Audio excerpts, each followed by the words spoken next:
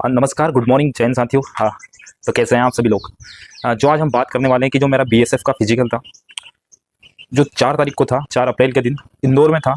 तो फिजिकल कैसा रहा, मैंने रनिंग कैसे की, वहाँ जहाँ पे कैसे मैंने फेस किया, क्या डॉक्यूमेंट्स लगे और रनिंग किस टाइम हुई, इस सब के बारे में अब मैं आपको बताता हूँ। मैं इससे पहले भी आपको बता सकता था, लेकिन क्या हुआ कि हम इससे पहले जब रिव्यू लेने गए थे तो हमें अंदर घुसने नहीं दिया गया था, बस बाहर से आ रहे थे, तो ठीक से रिव्यू का पता नहीं चल पा रहा था। ठीक है, तो आज मैं खुद गया था और मेरे साथी एक और गया था, सत्यपाल।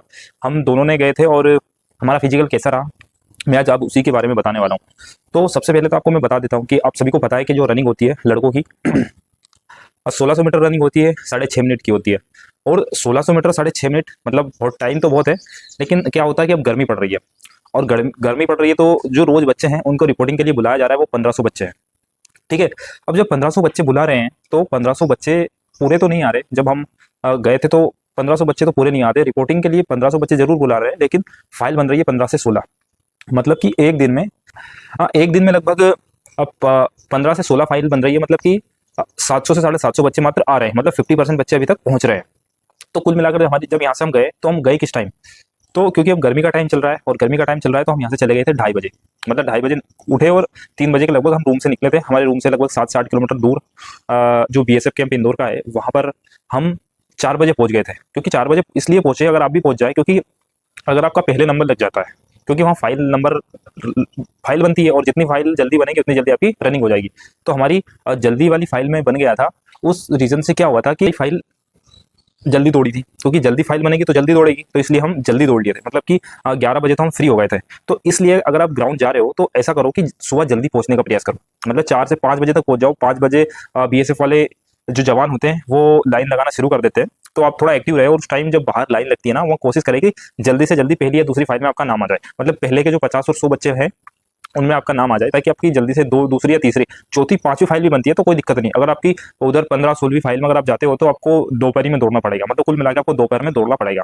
तो सबसे पहली बात है कि आप जाओ।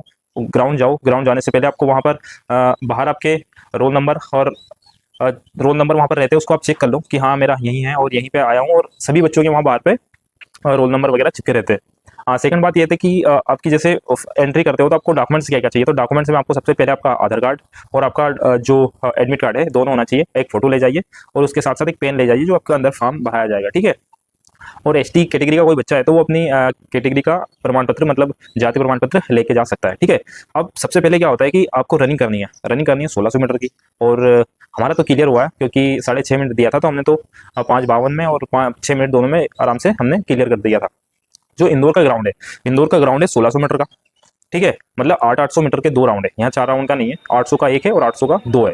मतलब 800 के 2 लगाओगे तो आपसे 1600 कंप्लीट हो जाएंगे।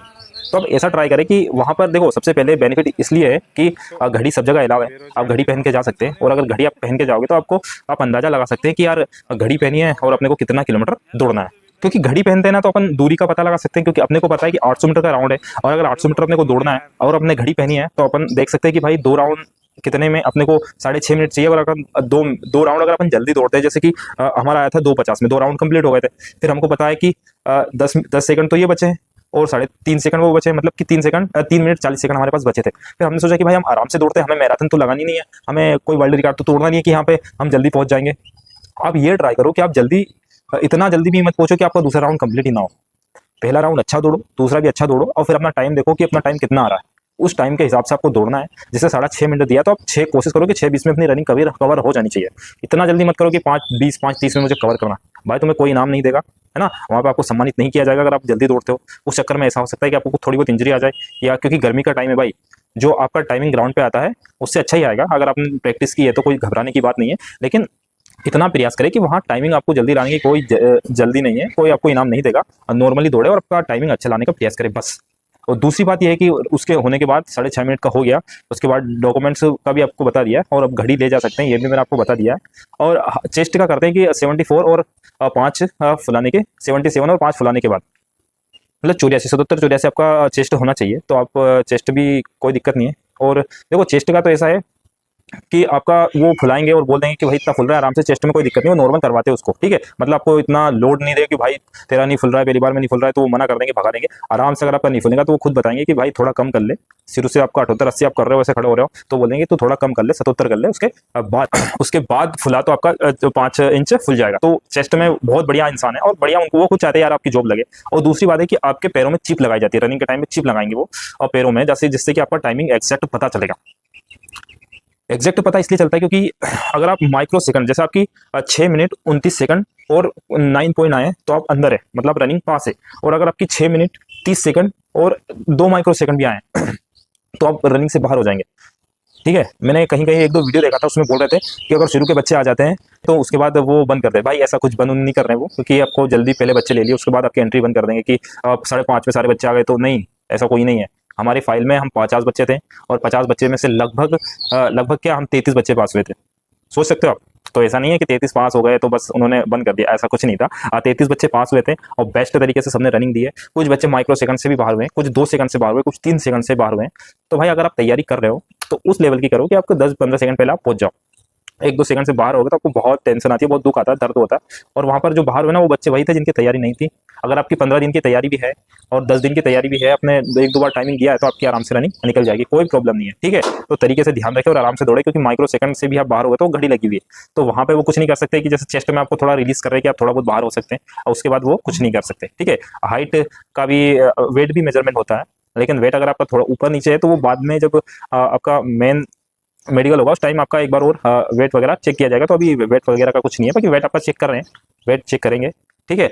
तो इस प्रकार से आपकी रनिंग क्लियर होती है। उसके बाद अगर किसी ने बोला था कि भैया डॉक्यूमेंट्स में प्रॉब्लम आ रही है, ने बोला था कि भैया डॉक्यूमेंट्स में मुझे प्रॉब्लम आ रही है कि मेरा उसमें आधार कार्ड में नाम अलग है और एडमिट कार्ड में अलग है। तो अगर आपका आधार कार्ड में अलग है, एडमिट कार्ड में अलग है, तो आपकी 10th की मार्कशीट ले जा सकते हैं, उसमें कोई दिक्कत नहीं है। 10th की मार्कशीट हो तो वो ले जाइए और 12th की है तो वो ले जाइए। आपकी मार्कशीट में या आधार कार्ड में अगर पैन कार्ड बना है तो पैन कार्ड में किसी भी एक ऐसी पर्टिकुलर आपका डॉक्यूमेंट्स है जिसमें कि आपका नाम और एडमिट कार्ड में नाम सही है, तो दोनों को आप ले जा सकते हैं, उसमें कोई दिक्कत नहीं है, ठीक है। आधार कार्ड में अलग है तो दूसरी चीज ले जाइए, और 10th की मार्कशीट ले जाइए, ठीक है। किसी ने बोला था घड़ी का, तो मैंने घड़ी का भी बता दिया। रनिंग का बोला था तो रनिंग का पूरा टाइम देते हैं, वो भी मैंने आपको बता दिया। घबराने की कोई जरूरत नहीं, आपको घड़ी रहेगी, 1 माइक्रो सेकंड से भी अगर आप अंदर होते हैं तो कोई दिक्कत नहीं, और आराम से रनिंग निकल जाती है। अब अगर आप 2 राउंड तरीके से बच्चों के साथ दौड़ते हैं तो आपके पूरे राउंड कंप्लीट हो जाएंगे, उसमें कोई प्रॉब्लम नहीं होने वाली है।